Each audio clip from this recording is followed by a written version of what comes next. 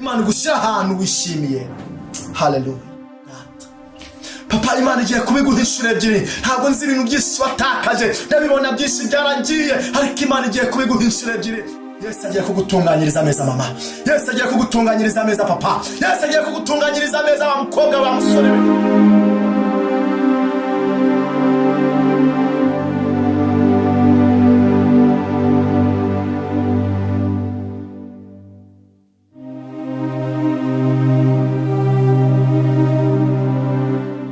Muraho neza, ndabasuje mu izina rya Yesu Kristo. Abakunzi bacu badufite Imana TV, ndabasuje aho muherereye hose mu bihugu bitandukanye, mu bihugu by'Uburayi, Amerika, Canada, Australia, Swaziland, mu bihugu bya Afurika. Mwese ndabasuje mu izina rya Yesu Kristo, kandi mbashimiye uburyo mudukurikirana mwumva ijambo ry'Imana. Ndabashimiye Imana yo mu ijuru ibaha umugisha, kandi data abaha ibyo mwifuza byose, kandi ndabakunda mu izina rya Yesu. Tugiye kuganira ku ijambo ry'Imana. Reka tubanze dushime Imana. Imana nziza, Imana ikomeye, turagushimiye kubwo ijambo ryawe tugiye kumva. Reka buri wese uryumva rihindure ubuzima bwe, rigire icyo rikora mu buzima bwe bwa buri munsi, kandi rimwubake mu izina rya Yesu Kristo. Turagushimiye ko umukozi w'umuhanga muri byose, kandi wita ku buzima bwacu, wita ku miryango yacu, wita ku mibereho yacu ya buri munsi, kandi uri umunyembabazi. Turagushimiye Mana kujya ubasha kutubabarira twacumuye, twakosheje, twateshutse, ukatubabarira Mana. Turagushimiye, uhabwe icyubahiro mu izina rya Yesu Kristo hamwe ku musaraba w'Igorogota. Amen. Reka dusome igitabo cy'umugabo bita Yobu.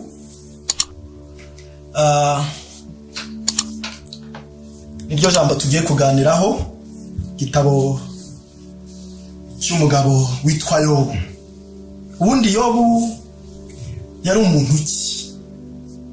Yobu Bibiliya itubwira ko yari umutunzi, yari atunze, mbese mu buzima bwe yari amerewe neza. Yobu yari umuntu w'Imana. Yobu Imana yari yaramuhaye ibintu byose. Yobu yari umuntu ufite ingamiya. Yobu yari umuntu ufite abana. Yobu yari umuntu ufite intama 7,000. Yobu yari umuntu ufite ingamiya 3,000 by'ingamiya. Urumva yari umuntu, yari umukire, yari amerewe neza mu buzima bwa buri munsi. Uyu Yobu Imana yari yaramuhaye ibintu byose umuntu mu isi akenera. Uyu Yobu yari afite abahungu 7 n'abakobwa 3. Urumva yari afite umuryango, mbese ubuzima bwe bwose yari ameze neza. Ariko Yobu agera mu gihe kimugoye, agera mu gihe cyo kurwara, agera mu gihe cy'ubuzima bumukanda, kandi afite ubutunzi, afite abana, ariko ibyo byose ntibyagira icyo bikora ku buzima bwe. Ndi kubanza kuba amateka y'ubu buzima bwe, uburyo ubuzima bwari bumeze. Urumva yari afite ingamiya, yari afite amatungo iwe mu rugo, yari afite abana, mbese urumva mu muryango we byose yari abifite. Ariko ageze mu gihe cy'uburwayi, ibyo byose yari afite, ubwo butunzi yari afite, ntacyo bwigeze bumumarira ku buzima bwe ngo abe ayakira ubwo burwayi. Reka nkubwire mwene data unkurikiye,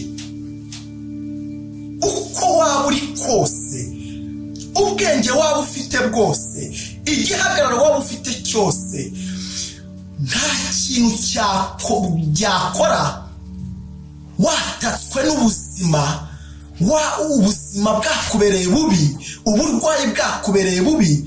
Hariho amafaranga adakora, mbese hariho abaganga badakora, haba hasigaye imbaraga z'Imana. Mumwemere tubanza tuyihereze icyubahiro. Haleluya. reka dusome iri jambo ry'Imana. Itabo cya Yobu ibice 42 kaduhere ku murongo wa 2. Maze Yobu asubiza Uwiteka ati, nzi yuko ushobora byose kandi ntakibasha kurogoya imigambi yawe yose. Yobu agira kwizera, aravuga ngo Uwiteka, ndabizi ko nzi yuko ushobora byose ntakibasha kurogoya imigambi yawe. Oh, himbazwa Yesu. Yumva aravuga ngo nubwo ndi mu bibazo, nubwo ndi mu burwayi, nubwo amatungo yashize, nubwo ibintu byose byagiye, ariko ndabizi ko ushobora byose kandi ntakibasha kurogoya umugambi wawe.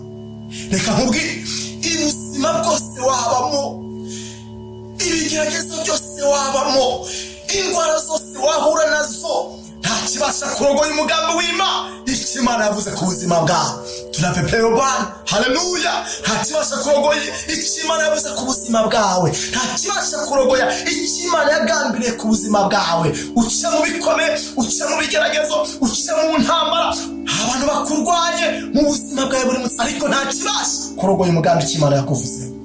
Duhereze Imana icyubahiro. Haleluya.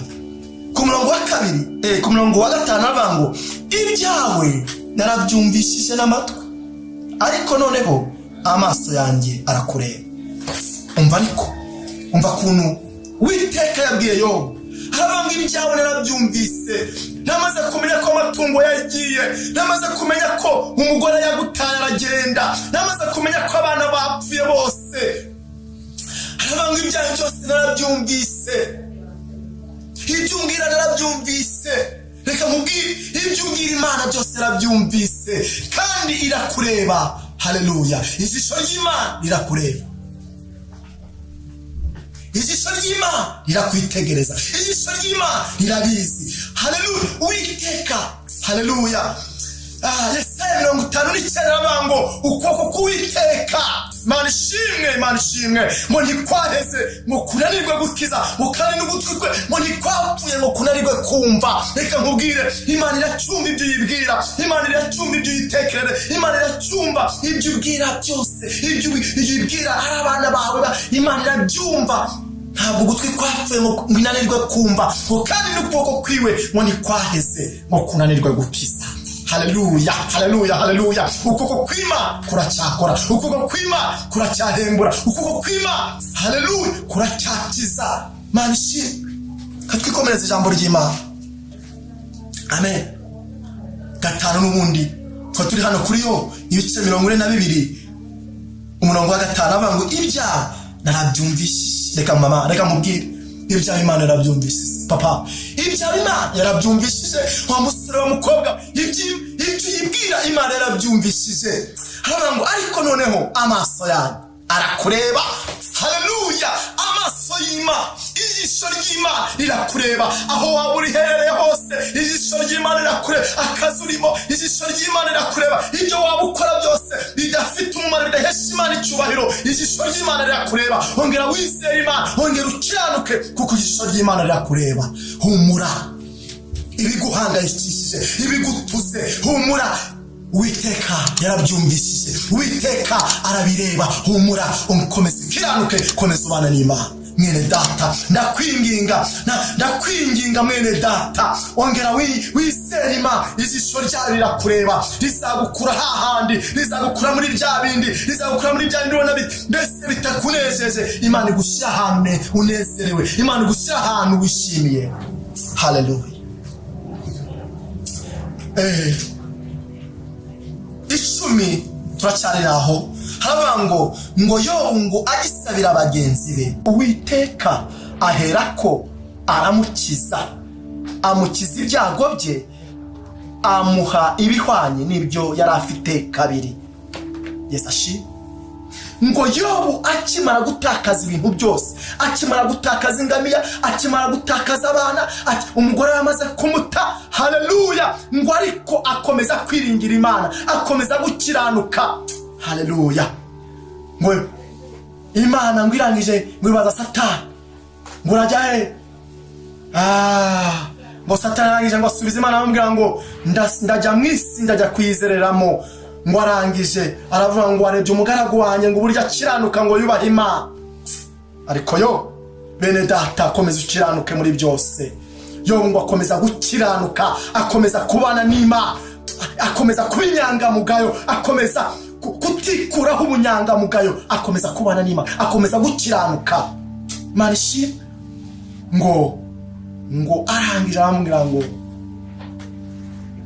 ibintu byose byayo nushaka ubitware Satani, ariko nkwimye ubugingo bwe, nkwimye ubuzima bwe. Mana ishimwe ngo yobora arwara agera kure cyane, agera aho yishimisha urubyo kubera uburwayi yari arwaye bukomeye. Ntabwo uragera nkaho Yobu yageze, ongera wizere Imana. Ntabwo uragera aho Yobu yageze, ongera wizere Imana. Ngo Yobu ngo ararwara agera kure cyane, ariko akomeza kwiringira Imana, akomeza gukiranuka. Reka nkubwire, ubuzima urimo komeza ukiranuke, ibibazo urimo komeza ukiranuke, ibigeragezo urimo komeza ubane n'Imana. Nije kugukura aho hantu, nije kugukura muri ibyo bibazo, nije kugukura muri ubwo buzima. Komeza wiringira Imana. Iri jambo narihaye teme ivuga ngo Imana itanze indishyi y'akababaro. Imana itanze indishyi. Hari ibyo Yobu ngo amaze kubura ibyo bintu byose, ngo Imana irangije ngo iramwunamura. Imana ishimwe, ndagushimima ko Imana igiye kukunamura. Abantu bari bakuzi mu buzima bubi, ariko kuko Imana igiye kukunamura abantu bagiye kukubona. Ngo Yobu ngo Imana irangije ngo iramwunamura, ngo imuha ibyo yari afite mu inshuro zingahe, double, inshuro ebyiri. Reka nkubwire, ibyo watakaje ntabwo mbizi, ariko Imana igiye kubiguha inshuro ebyiri. Ntabwo nzi ibintu watakaje mu buzima bwawe, ntabwo nzi ibintu watakaje mu bana bawe, ntabwo nzi ibintu watakaje mu kazi kawe, ntabwo nzi ibintu watakaje mu rugo rwawe, ariko Imana igiye kubigusubiza inshuro ebyiri, kuko ni Imana ibivuze, ni Imana itegetse. Kuko ubuzima bwawe Imana ibuhagazeho, ubuzima bwawe Imana iraburinze, ubuzima bwawe, haleluya. Imana ihagaze ku muryango wawe, Imana ihagaze ku bana bawe, Imana ihagaze ku kazi kawe, haleluya. Nubwo wabonye bikomeye, nubwo wabonye bitoroshe, haleluya, ibyo watakaje ibyo byaragiye, bireka bigende. Yesu agiye kubiguha inshuro ebyiri mwene data. Papa, Imana igiye kubiguha inshuro ebyiri. Ntabwo nzi ibintu byinshi watakaje, ndabibona byinshi byaragiye, ariko Imana igiye kubiguha inshuro ebyiri. Ntabwo nzi wa mama we, ntabwo nzi ibintu watakaje, ntabwo nzi uburyo wababaye, ntabwo nzi ibintu byagiye, ariko Imana igiye kubiguha inshuro ebyiri, kuko Imana ikunamuye. Abantu bagiye kukubona, abantu bagiye kubona ushima Imana, kuko Imana ikunamuye. Abantu bagiye kukubona urihimbaza Imana, kuko Imana ikunamuye. Ngo Yobu Imana iramwunamura, ngo imuha ibyo yatakaje, kandi mu buzima bwe bwayo, mu burwayi bwe, ntabwo yigeze agira ishyari, ntabwo yigeze ateshuka ngo avuge iby'amanjwe. Oya, ngo ahubwo yakomeje ngo yizere Imana. Umva, ariko yakomeje yiringira Uwiteka Imana, yakomeje, haleluya, akomeza kwikomeza kuri Kristo Yesu. Ese ibibazo bije bigenda bite? Aho ntusubira inyuma, aho ntucika intege, ariko reka nkubwire, mu bibazo byawe bya buri munsi ikomeza kuri Kristo Yesu. Mu ntambara uhura nazo zose ikomeza kuri Kristo Yesu, haleluya. Iri jambo ryanejeje cyane. Natekereje ku buzima bwa Yobu, ntagiye mu magambo menshi, nagiye uburyo ubuzima Yobu bwose yagiye acamo, ngo ariko Imana yakomeje kumurinda, irinda ubuzima bwe, irinda ubugingo bwe. Yobu arababazwa ariko akomeza gukiranuka. Ese uri kubabazwa ukomeza gukiranuka? Ese akazi kagiye ukomeza gukiranuka, cyangwa ujya mu byamanga n'amaso Uwiteka? Ariko reka nkubwire, komeza ukiranuke, kuko akazi kagiye Imana ikakugaburiye, kandi amafaranga wakoreraga Imana igiye kora ku inshuro ebyiri. Haleluya. Wabonaga bitagenda iwawe neza mu rugo, ariko ibyo Imana igiye gutanga, umunezero Imana igiye gutanga, ibyishimo Imana igiye gutanga, igiye kubikuba inshuro ebyiri. Duhereze Imana icyubahiro. Haleluya. Imana ishimwe, Imana ihimbazwe. Haleluya. Yobu 42 nyine aho n'undi turi 10, ngo Yobu ngo agisabira abagenzi. Yobu mu buzima bwe yahoraga yifuriza abandi byiza, yahoraga asabira abagenzi b'ibyiza. Haravuga ngo murengino wuzuye mu Kawera, haravuga ngo mwayimana ndorumenye ibyo nkora byose.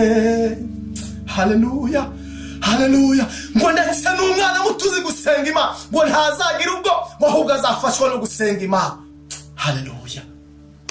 Byose Imana irabizi humura, byose Imana irabizi humura. Ngo agisabira bagenzi be ngo Imana mwimuha ngo ibyo yatakaje inshuro zingahe ebyiri. Yesu ashimwe. Reka hari n'ijambo nashatse guhuza niri ryo muri Yobu, uburyo Imana itanze indishyi y'akababaro. Imana itanze indishyi y'akababaro mwene data. Hari ibintu byinshi watakaje kuko Imana ibiguhaye inshuro ebyiri. Izo ni indishyi iguhaye, izo ni indishyi iguhaye mu buzima bwawe, mu bana bawe. Hari uburyo wabonaga bigenda ariko kuko Imana hari igihinduye, itanze indishyi, itanze akababaro, itanze indishyi y'akababaro. Warababaye pe, ndabyumva. Ariko Imana itanze indishyi mama, Imana itanze indishyi wa papa we, Imana itanze indishyi wa mukobwa, Imana itanze indishyi wa musore. Humura, ongera wizere Imana. Reka dusome mu maganya ya Yeremiya ibice 52,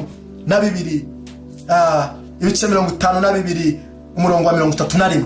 Haraba mu mwaka wa 37 Yehoyakini umwami w'Ubuyuda ari mu bunyage mu kwezi kwa 12 ku munsi wa 25 wako Evili-Merodaki uyu mwana w'Ibabuloni, Evili-Merodaki umwami w'Ibabuloni mu mwaka wa mbere wo ku ngoma ye asubiza Yehoyakini umwami w'Ubuyuda icyubahiro, amuvana no mu nzu y'imbohe. 32 amubwira ni neza, yubahiriza intebe ye kwirutisha iz'abandi bami bamubagaho i Babuloni. 33 amukura mu myambaro y'imbohe amwambika imyambaro myiza, akajya asangira nawe iminsi yose yo kubaho kwe. Imana ishimwe. Mwakire ijambo ry'Imana. Uyu mwami Evili-Merodaki yari umwami wa Babuloni, agatoteza uyu mwami uyu mwami Yehoyakini umwami w'Ubuyuda. Ngo arangije ngo aramutoteza, anje amushyira mu nzu y'imbohe. Uyu Evili-Merodaki umwami w'Ibabuloni atoteza Yehoyakini, aramutoteza amushyira mu nzu y'imbohe. Arangije Yehoyakini nubwo yari umwami w'Ubuyuda ayiringira Imana, aravuga ngo iyanzanye muri inzu y'imbohe ni nayo izankuramo. Akomeza kwiringira Imana. Ubundi mu buzima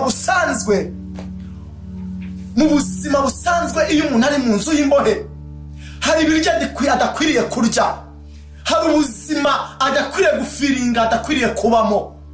Iyo umuntu ari mu nzu y'imbohe hari imyambaro adakwiriye kwambara, yambara umwenda umwambaro w'imbohe umwe wonyine. Iyo umuntu ari mu nzu y'imbohe hari ibiryo adakwiriye kurya. Mana ishimwe kuko Imana yatanze indishyi y'akababaro, yatanze dabo. Imana igiye gukura mu nzu y'imbohe. Inzu y'imbohe ntabwo ari ugufungwa gusa, ntabwo ari kuba mu nzu y'imbohe, oya, ahubwo hari n'igihe umuntu aba mu buzima bubi akaba ari nko mu nzu y'imbohe. Hari igihe umuntu aba mu buzima budafatika akaba ari nko mu nzu y'imbohe. Ariko reka nkubwire kuko Yesu agukuye mu nzu y'imbohe ugiye kurya neza, ugiye kwambara neza. Ngo arangije ngo Yehoyakini atangirwa kubwirwa neza, atangira haleluya ngo intebe ye ngo ayirutishe abagenzi be. Reka nkubwire intebe yawe Imana igiye kuyirutisha abagenzi bawe kuko Imana itegetse. Haleluya. Umwami wakugenzaga, umwami wakurwanyaga, ngo uyu mwami Evili-Merodaki umwami w'Ibabuloni warwanya Yehoyakini aramugerageza, ariko Yehoyakini akomeza kwiringira Imana, akomeza kuba mu buzima bwo kubaha Imana nubwo yari umwami. Haleluya. Ngo arangije ngo amukura mu nzu y'imbohe, ngo atangira kumubwira neza, amwambika imyambaro myiza. Haleluya. Reka mubwire hari ubuzima abantu bari bakuzimo, hari imyambaro abantu bari bakuzimo. Yesu arayihinduye, Kristo arayihinduye, hari indi myambaro aguhaye, hari ubundi buzima Imana igushyizemo. Yesu ashimwe. Hari ibindi biryo Imana iguha. Natangiye mbabwira ngo iyo umuntu ari mu nzima hari ibiryo adakwiriye kurya. Ntiyarya ka mayoneze, ntiyarya ibiryo byiza, arya ibiryo bimwe gusa. Ubundi akenshi tumenyere ko abantu ba mu nzima barya impungure, rimwe na rimwe hari n'igihe uburwayi igifu ariko bikakunanira kubirya. Ariko ngo uyu mwana Yoyaki umwami w'Abayuda ngo arangije ngo Evrimrodek ngo atangira kumubwira ni neza. Haleluya. Reka mubwira abantu baragutaye, bakubwiraga nabi, imiryango yaragutaye, ariko ugiye kubwirwa neza. Mu muryango ugiye kubwirwa neza, mu mibereho yawe ya buri munsi ugiye kubwirwa neza, mu kazi kawe ugiye kubwirwa neza. Haleluya. Hari umwambaro, hari icyangiro cyakiri ku buzima bwawe Yesu akigukuyeho. Hari undi mwambaro Yesu bagiye kukubonamo Yesu aguhaye. Hari undi mwambaro Yesu bagiye kukubonamo Imana iguhaye. Yesu ashi kuko Imana ihinduye ubuzima bwawe, kuko Imana ihinduye imibereho. Haleluya. Ngo arangije ngo amuha igerero rya buri munsi, ngo amuha ibiryo bya buri munsi. Hari ijambo ry'Imana asomye muri Zaburi. Haleluya. Ngo Uwiteka ngo ntunganyiriza ameza ngo mu maso y'abanzi ba. Haleluya. Yesu agiye kugutunganyiriza ameza mama. Yesu agiye kugutunganyiriza ameza papa. Yesu agiye kugutunganyiriza ameza wa mukobwa wa musore we. Yesu agiye kugutunganyiriza ameza mu maso y'abanzi bawe. Hari uburyo bari bakuzi, hari uburyo bagufataga, ariko kuko Yesu atanze indishyi y'akababaro ku buzima bwawe, Imana itanze dabo. Imana itanze dabo. Ibyo bari baratakaje Imana itanze dabo. Humura. Yo ngwarangije ngo Imana ngimugirira neza. Haleluya. Ibyo yaratakaje ingamiya, intama, byose ngo Imana imukubira inshuro ebyiri ngo irangije iramwunamura. Kuko Imana ikunamuye, kuko Imana igukuye mu nzu y'imbohe, kuko hari indi myambaro Imana ikwambitse, kuko hari ubundi buzima Imana igushizemo, kuko hari indi mibereho ugiye kujyamo, ugiye kwifiringa. Haleluya. Yesu atanze ubuzima, Yesu atanze dabo. Ihangane nubwo uri mu buzima bugoye, kuko Imana yakubonye, yarabyumvise ibyo wayibwiye byose, kandi ije kukubikora. Kuko ijisho ryayo rirareba, ije kubikora. Humura, ije kubikora. Mu kazi ije kubikora, mu mibereho yawe ya buri munsi ije kubikora. Mu kazi uracuruza ukabona byaranze, muri business yawe buri munsi wa muganga we Yesu aje kubikora. Aje kuko ibyo yayibwiye yarabyumvise, aje kubikora. Zamura ibiganza dusenga Imana. Uje gutangira kubwirwa neza mu muryango wawe. Abagutaye barakugarukiye, imiryango yakuretse iraje. Haleluya. Ugiye gutangira kubwirwa neza. Umese ugiye kwicarana nabo. Haleluya. Yoyakini ngo yicarana n'umwami w'i Babuloni Evrimrodek, ngo atangira kumubwira neza, atangira ngo kumuha ibiryo bya buri munsi byiza. Reka nkubwire, hari ibiryo abantu bari bakuziho, ariko Yesu arabihinduye. Hari ubuzima abantu bari bakuziho, Yesu arabuhinduye. Reka dusenge Imana wongera, ariko wiringira Imana.